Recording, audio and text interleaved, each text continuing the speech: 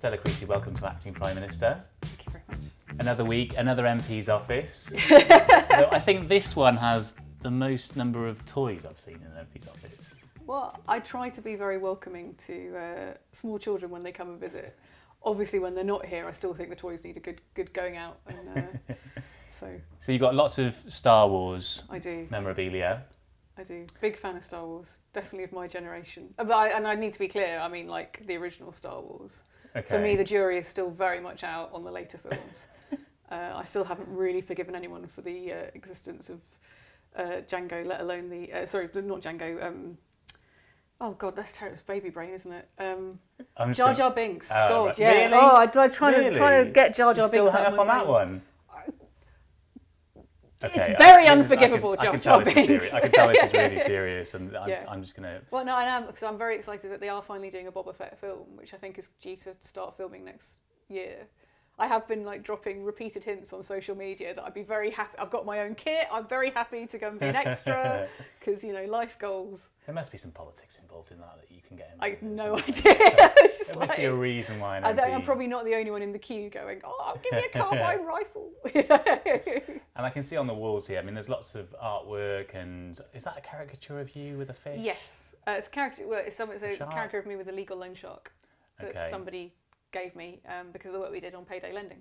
Oh, of course, a loan Yes. shark. Right, Yes. okay, I'm with you. Do you see what they did there? I see what they did there. It's very good. And I can see your hit list on the board of all the Hit issues list that you're and my working hope on, list. Yes. including Stop Brexit. Definitely on my hit list, but also helping people who are widows who've now been left without any funding because of changes to the welfare system, and also we don't support kids whose parents weren't married if their parents died, and I've had quite a few families in my constituency who very sadly lost a family member through illness or sudden death, and then those families are struggling financially because the state says, well, because your parents weren't married, you don't exist, which is terrible. And these are the issues that are still going on despite Brexit dominating everything. And as an MP, do you still find you have time to look at these issues away from all of the votes and the This is the drama job. This of is the only Brexit? job I've ever done in life where there's no job description, right? So you can do as much or as little as you want. For me, there's always been a discipline about being able to prove that you've made change happen. And in order to do that, you've got to be really disciplined about what you will and you won't do, and also what you're trying to achieve.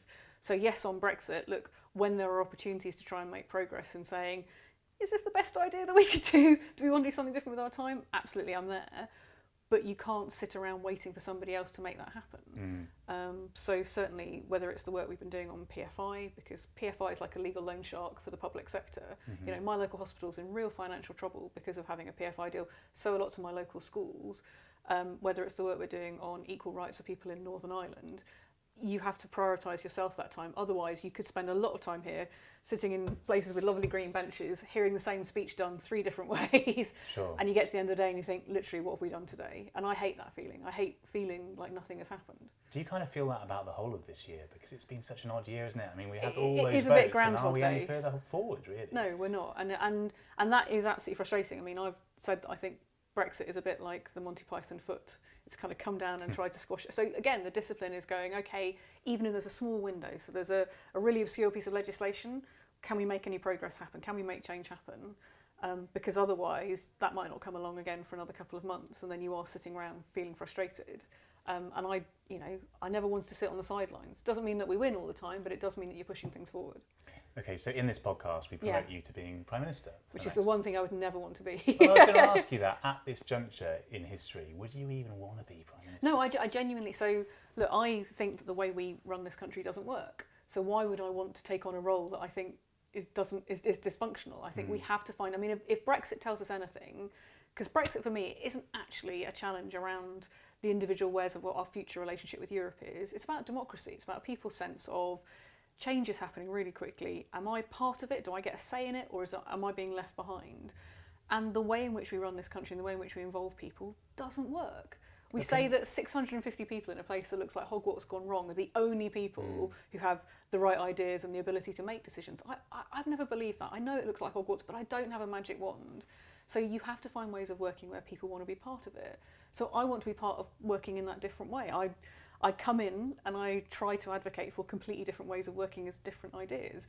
for most of my colleagues, that is, someone said to me that it's a bit like being Uber. It's very disruptive, but I take that as a compliment because I don't think this place works. So why would I want to keep it going in that way? Or, as Prime Minister, couldn't you change the way it works? It'd be quite a powerful position to be in. I think that, but if part of you believes that it should be much more about collaboration and the networks that you build, you have to work in that way. So that's my priority right now, and I'll work with people. Look, I'm incredibly ideological, right? I know why I'm a socialist, I know why I'm in the Labour Party, but I'm not tribal. So if we can make progress on something in that small window when finally people stop talking about Brexit and there's something else, then the option for me is you build that network of people to try and make that change happen. I would love for us to work like that on everything in this country. I don't think our traditional cabinet, government and departments do that way of working. So I think the premium for people like me who have these crazy ideas about doing things differently is to show what different looks like. What would different look like then in practical terms? What do you mean by these so networks? I'll give you a good example of this. I wouldn't have a manifesto. I'd have a set of 5 ambitions. Yeah, because you can't do everything. Yeah. Right? And actually I think people respect that. What they want is a government that knows what is a really important priority. So for example, if you were to say, right, you elect us and in the next 5 years we are going to cut obesity in this country. Big issue for a lot of people. Challenges for the healthcare system, quality of life for people, lots of issues around inequalities.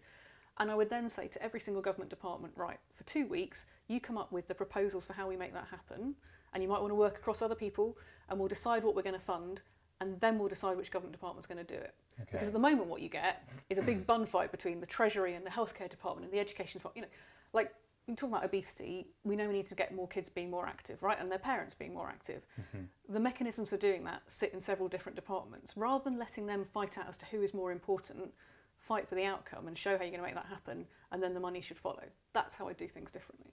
So you'd have kind of like, maybe 5 clear policies. Yeah. Although as a government you get dragged into all sorts of things, don't you? It's just of course you do. You can't focus on one thing at a time necessarily. But that's what I mean about whether the way I feel you should do this job, you could get dragged into absolutely everything. Sometimes being an MP feels like you're constantly cramming for an exam. Yeah. Right? So people will come to me and go, of course, you know about water regulation, and you're like, what? I didn't read that paper. What? This stuff. Yeah. I have to cram as well. Exactly. And it means that we sometimes don't do the big change. Like, I want big radical change in this country. If you want big radical change, you have to be really focused. And that's what I mean about setting 5 very clear goals. And you say, actually, government time, energy and effort and resources will go on trying to make those things happen and working in such a way that it's about the outcomes rather than the institutions or the individuals who do them. Okay. Like I say, for this place, that just seems like being from Planet Zog. Mind's blown. Yeah, for my responsibility and my way of working, I have to show people that we can work in that way, that we can work across networks with people. Okay. Well, look, whether you like it or not, you are Prime Minister. I'm sorry to say. Everyone leaves the country straight away. And you're the first pregnant Prime Minister. Congratulations. Thank you. Well, not in Jacinda Ardern seems to set the standard for that. True, in the UK. And I was going to ask you about Jacinda because she's made it work in New Zealand and she's really sort of... It's extraordinary. Yeah, she's achieved extraordinary things over there. Do you think it can work over here? I mean, being pregnant and being in politics? Being pregnant and being a Prime Minister, and then we'll talk about politics more generally. Goodness knows. I mean, it's such an unusual situation. One of the things that's been really frustrating for me, so absolutely I've been campaigning for maternity and paternity pay so that MPs' constituencies don't miss out if their MP has a child. Yeah. And I'm very clear that it's not just about women, because I did biology at school and there are definitely 2 people involved in making a baby happen. And the way we work at the moment is the idea that it's so unusual, as in people from that background, people of that age, of that gender wouldn't be involved, that we don't need to worry about this stuff. And if it does happen, you'll be the exception. I feel for Jacinda Ardern. I mean, she's obviously an extraordinary woman, but she was back at work. She felt the pressure to be back at work very quickly. Obviously, they had to build a lot of support networks around her at short notice. If we want to get this right and make this place and make our politics and decision making open to everyone, then those should just be there as standard, because otherwise it does act as a barrier and we're still a long way away from being a truly inclusive, open democracy as a result. Because you did write an article recently about the challenges that you face, that you feel that you have a choice between being an MP and being a mum. Just explain to us why that phenomenon occurs. When I went to the parliamentary authorities to say, okay, I'm going to be hoping to take some maternity leave, what provision is there to cover the work that I do for my constituency, Walthamstow, on the campaigns that I'm working on as an MP, they went, well, we don't recognise MPs go on maternity leave. And I was like, no, I think it probably will happen. And they said, no, well, there's no cover. And then they said I would have to write an application to prove my worth and to prove that I did anything in order to get any funding, which was extremely humiliating and, of course, discriminating against people who are pregnant because it was a specific requirement of being pregnant. So I couldn't just turn up, as you would in any other job, with your maternity certificate to prove that you're going to have a baby and the system be in place. And we're still not anywhere close to having a system because, again, they think, well, it's so few people involved, it's not worth doing. And yet that reinforces why you need to do it, because otherwise you're excluding 51% of the population at a certain age from being part of the political process because you're asking them to choose between their constituents or their child. And I love Walthamstow. I'm passionate about my local community and I think they deserve a consistent service and support, and that shouldn't be affected by whether or not I'm away to have a child. So how would it work? You'd have a substitute MP that came in while you were on maternity leave? So I have pitched, and they've agreed to give me the funding, I think, hoping that I will go away and not raise this again, for a locum position, in the same way you'd have a locum for a doctor. This job is unique, right? There are some things only I can do, but there's an awful lot of what I do somebody else could do for 6 months that would take the pressure off me and give me more time to be with the child. So the casework, the local community meetings, the making sure that people get a response, making sure that people are able to have their voices heard. This locum person is going to do that for 6 months. Would they vote in Parliament? No. So we have proxy voting in Parliament. Yeah. So I was going to say there's a sort of democratic question around it too. But one of the things here is, I think it's not just in Parliament that MPs do things. And people get that they go to their MP about all sorts of things. It's that service, it's all that work that you do behind the scenes, it's all the campaigns and issues that I work on, that having somebody to cover that so that they don't disappear for 6 months, or my constituency isn't asked to have, a massive backlog of, because I have a small team of staff and they already do a huge amount of work as well, and so do I. And it's that bit of work that in any other job people would say, well, of course we need to cover that while you're absent, and yet somehow that's never been thought of for MPs. And just to bring out the position that you find yourself in, I mean, I would never ask you this if you hadn't already written about it, but you've been quite open about the fact you had a miscarriage too. I've had several miscarriages. And that you worked through them. Yeah, so I've always tried to keep my personal life and my professional life separate. And actually, I talked to a lot of women who have experienced miscarriages, and they said they felt the same thing, that they had to not talk about it, partly because we tell people not to say that they're pregnant until they've got through the first 12 weeks. Because miscarriage is quite common, but that doesn't make it easy. And certainly I had suffered a lot of problems in terms of wanting to have children, and I'd always tried to make sure that didn't affect Walthamstow. And yet, ironically, when it came to finally being at a point where I might be planning ahead and thinking that this pregnancy would be successful, and I've still got a long way to go, so you've got to forgive me being a little bit cautious about it, given my history. When I went to the parliamentary authorities and said, how can we make this work? It was kind of blank faces and disdain for the idea that they had any responsibility for it. I mean, that must be so tough though, especially at this time in politics when everything is so angry and frenetic, and you're dealing with something like that and probably having a really bad time of it anyway in politics because everyone's at each other's throats. Mentally, that must have been really tough. Yeah, look, it's hard whether anybody, I haven't met anybody who had a miscarriage and didn't feel completely devastated by it. I mean, I certainly felt very lost. I like a lot of women, I blamed myself. I wondered what I'd done, whether I could ever manage to carry a child. That was my own personal pain and grief. And in fact, one of the reasons I've talked a bit about it all is because I'm very conscious that actually we reinforce the idea that somehow you have to cope with it on your own, and people shouldn't feel they have to cope with it on their own. But independently of that, I have always felt a strong sense of responsibility to the community that I serve, and to be told that somehow they would be discriminated against because they'd chosen a woman as their MP just seems wrong to me. So I'm pushing for maternity and paternity pay. So the parliamentary authorities themselves have 6 months paid maternity and paternity pay for their staff. I just want the same thing so that nobody sees that as a bar to electing a woman or electing a young man who might be about to start a family. Okay, well, let's get back to you being Prime Minister. And you say you wouldn't want to be Prime Minister right now. Is it ever anything that you sort of dreamt of, though? No, because I love my job, and I think, like a lot of people in any job, that you think, well, hang on, there might be better ways of doing this. And I think Brexit is a good example of where, because we try and force everything into a binary choice, yes and no, I know, that isn't leading to good decision making. And so as I say, I want to be part of showing that there are different and better ways of doing this. What I sought election to be able to do things in a different way. Yeah. What got you into politics in the first place?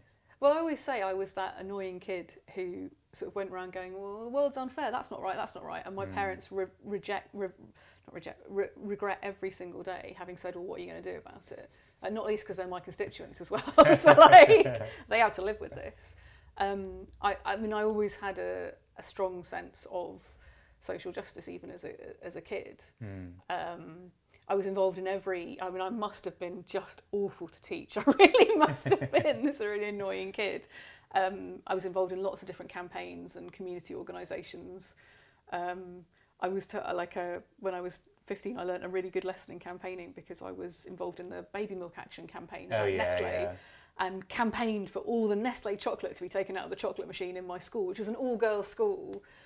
Which is great for a day, everybody, and then they were like, "But there's no Kit Kats." Like, least popular policy ever. I lost everybody overnight.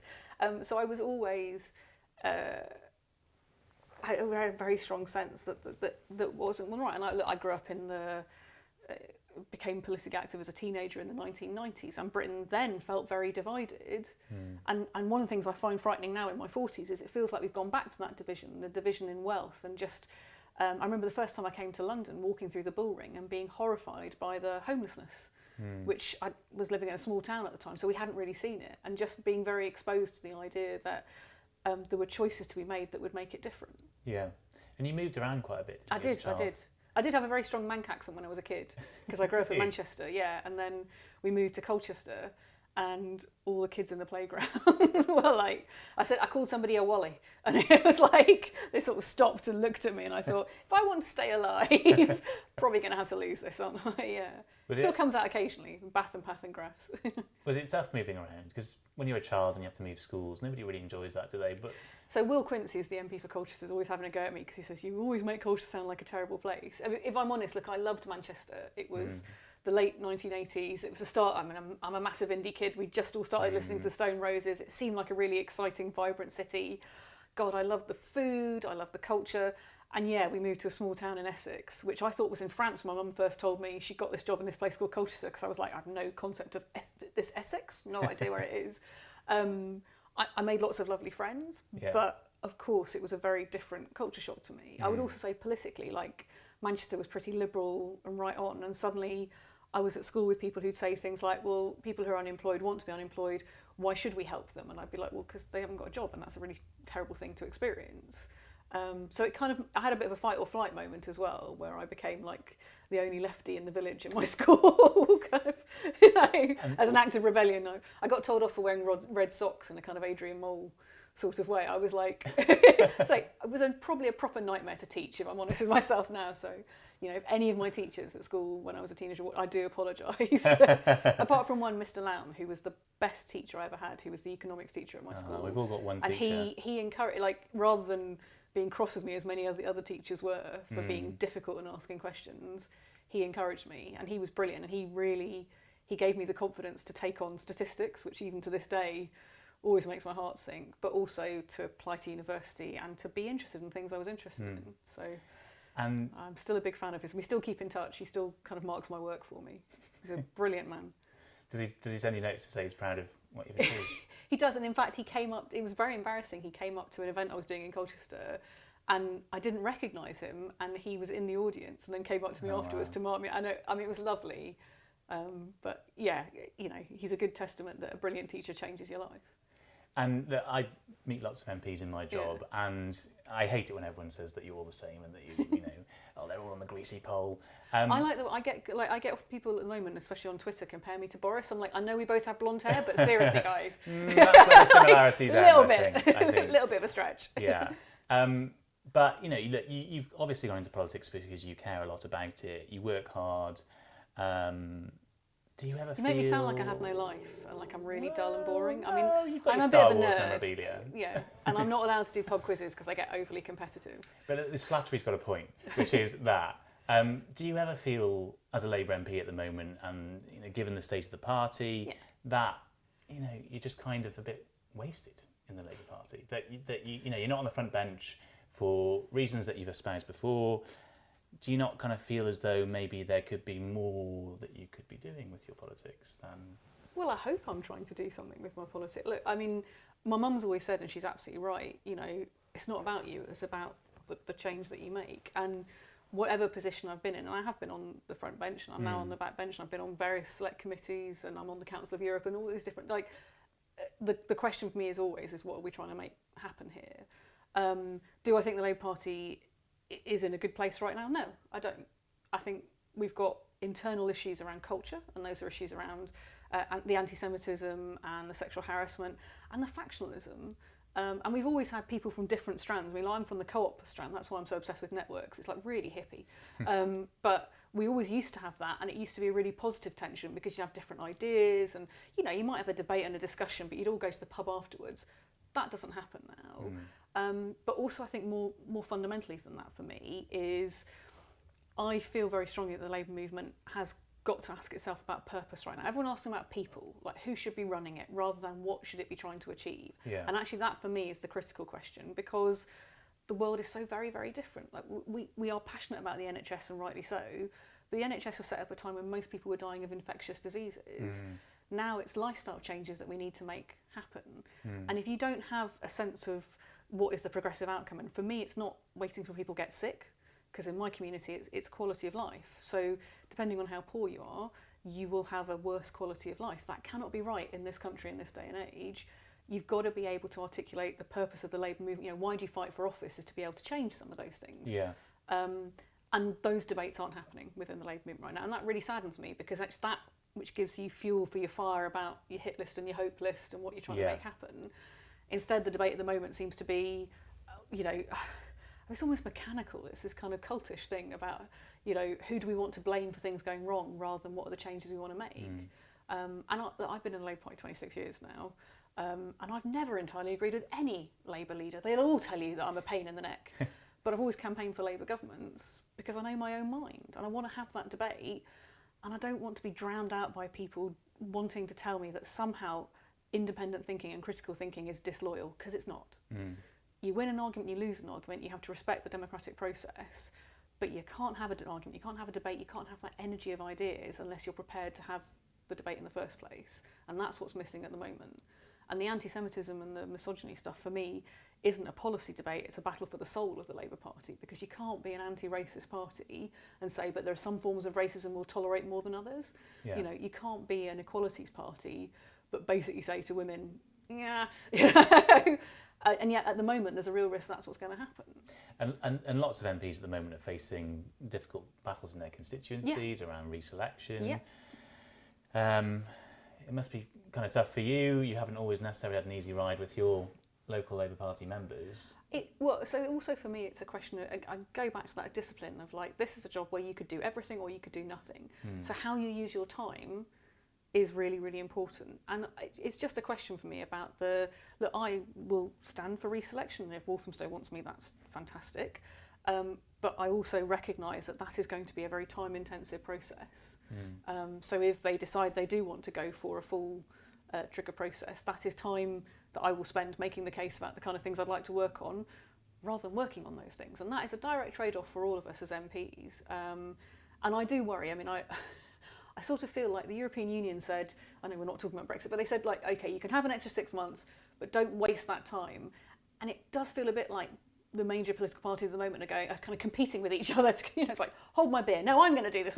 It's like you want to hold a leadership contest in the Conservative Party, and now you want to plunge the Labour movement into lots and lots of deselection debates and discussions and the internal focus rather than putting the country first.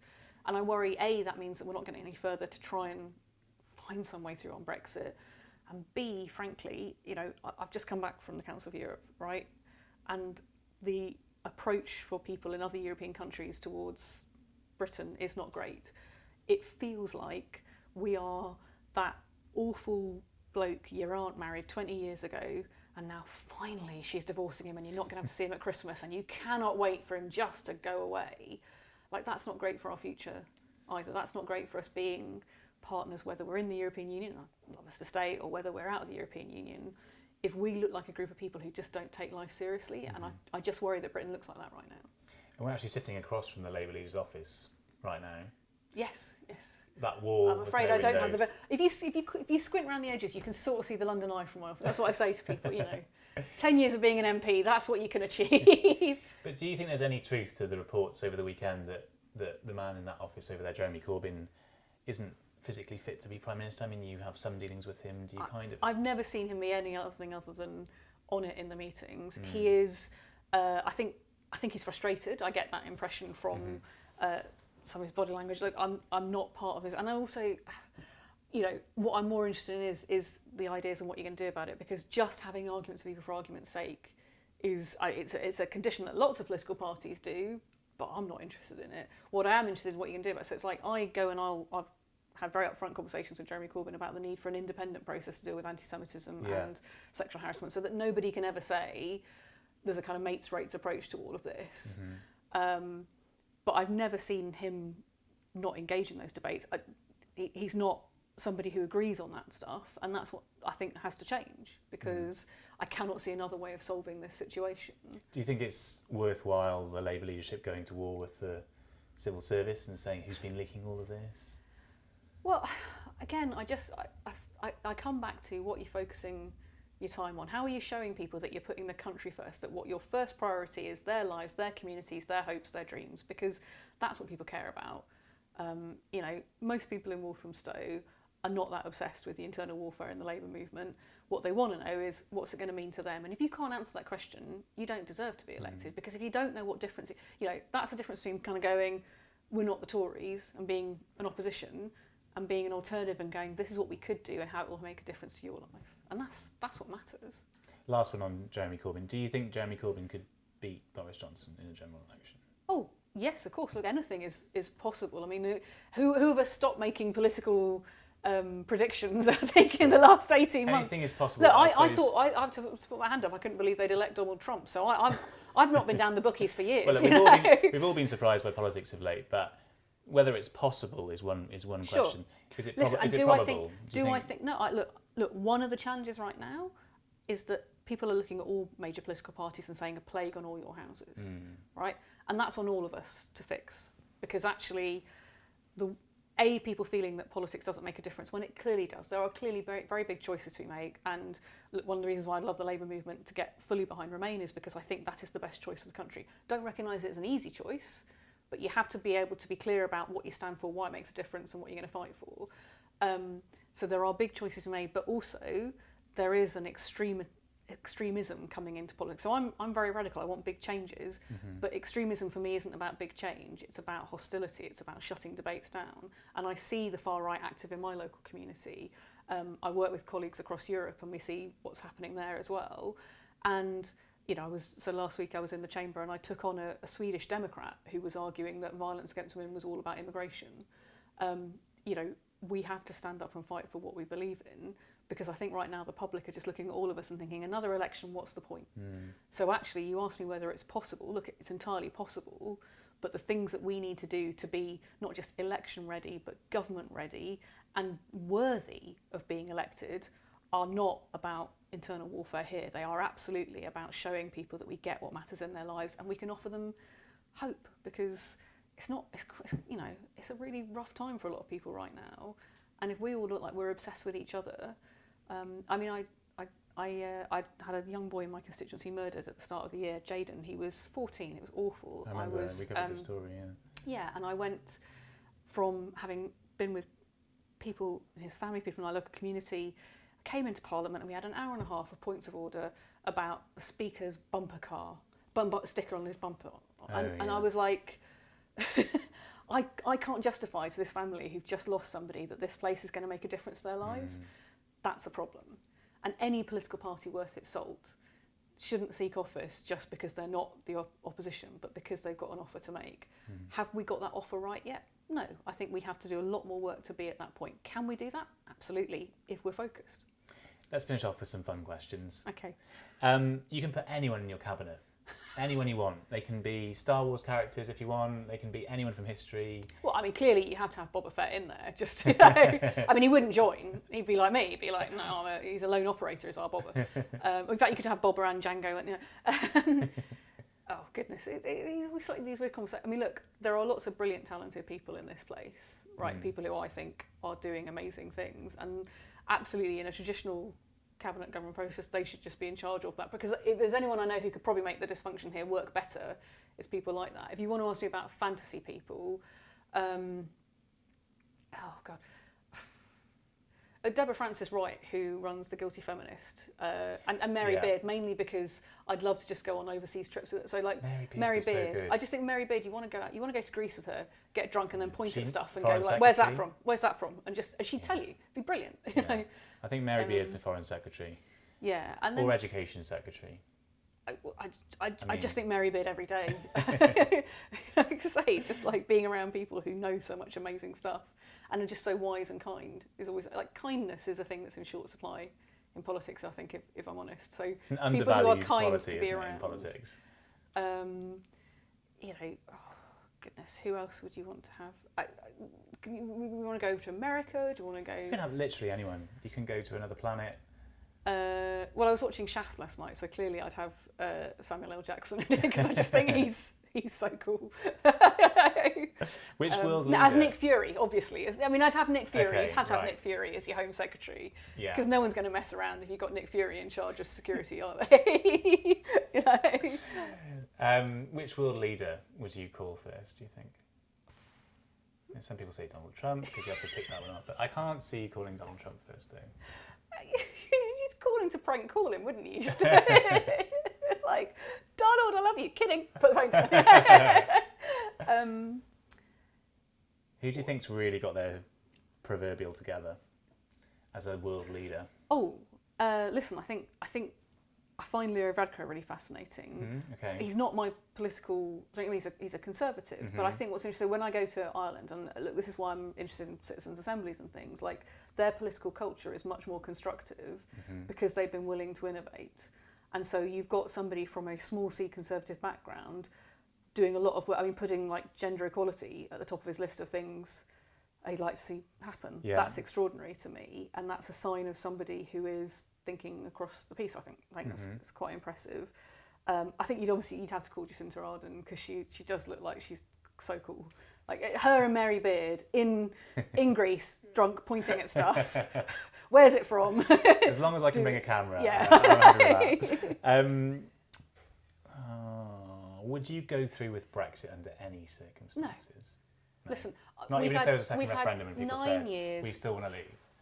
Look, no, absolutely, that would be very difficult. I feel very strongly that we've had 9 years of austerity. I've seen all sorts of decisions that have just had massive, whether intended or unintended consequences that are terrible, especially in my community. Why would I layer Brexit on top of that? Now, does that mean I think it's easy to have that debate with people? No, I don't. Do I think that we aren't going to agree on the outcomes in this place? We've had countless votes in this place and people are going nowhere. So what we need to agree on is a different process for deciding. For me, that is a citizens' assembly, so that you bring the public in, you kind of go, okay, look, these are the choices before us, what would you prioritise? So it's not yes, no. I think any deal, like there isn't a deal to be done that Nigel Farage isn't going to cry betrayal at, because that's his shtick. His power comes from being toxic. If you want to change that, you have to go above him. You have to say to people, all right, actually, we are prepared to listen to you. We do want to hear what you think. Because what we're looking at in 2019 is completely different to what we're looking at in 2016. So people like me have to be prepared to make the argument that there isn't a better deal to be had, and to look at and say, well, now we know what the different deals are. People who want Brexit to happen need to be able to make the argument, this is a really good deal. The British public deserve the best, as far as I'm concerned. And if you don't think you've got them, then you've got a duty to say so. We've accidentally talked about Brexit. I know, it's terrible, isn't it? It's the it's Monty my Python fault. foot, it's back again. I asked you about it. It's like an argument clinic moment. Lastly, what would be the scandal that brought you down, do you think? What What are we going to splash on the newspapers? What am I going to be chasing you down the street about with a camera saying, Miss Creasy? Well, obviously the fact that I have in my office weapons in the shape of Nerf guns, because obviously that... You said you weren't going to mention that. I know, I have used them on my constituents. So children I know, I would like to point them out as they walk past my office. In a friendly way, just to be clear, not in a kind because of I love get the out fact of they my then office. tell their parents, and I'm like, oh, I don't know what you're talking about. What have I done? Oh, goodness. I'm in my 40s now, so, and you know, my staff are very clear that I'm an old lady and I'm a granny, But you know, do I like to think I've had a bit of a life? God, yeah. I'd like to still have some life. I'd like to still have some fun. You know, but people also think that whatever women do is scandalous, isn't it? I mean, you know, women can't win, so I don't play. But yeah, I mean, I think it's a Nerf gun. It's probably that I'm actually advocating violence by having a Nerf gun. Showing violence towards children in your constituency office. No. Which is, I mean, it's like it's the thing I miss. Like, I was a youth worker before I got elected, and there was a lot of fun in that job. And sometimes fun in this place is a bit in short supply. And actually, I think that's really important, because which of us enjoys going into a workplace every day and thinking, oh God, more conflict? You know, at some point you have to be human, and at some point you have to be kind to people, and at some point you just have to be able to have a laugh. Well, look, you've got a little one on the way. There might be all kinds of laughs ahead of you. Well, no, I'm very clear. Like, if they have the wrong choice in music, you know, then they're out. So you know, that's a whole other source of conflict. Yeah. Well, we wish you all the best Thank you. with your pregnancy, and thanks so much for coming on the podcast. Happy.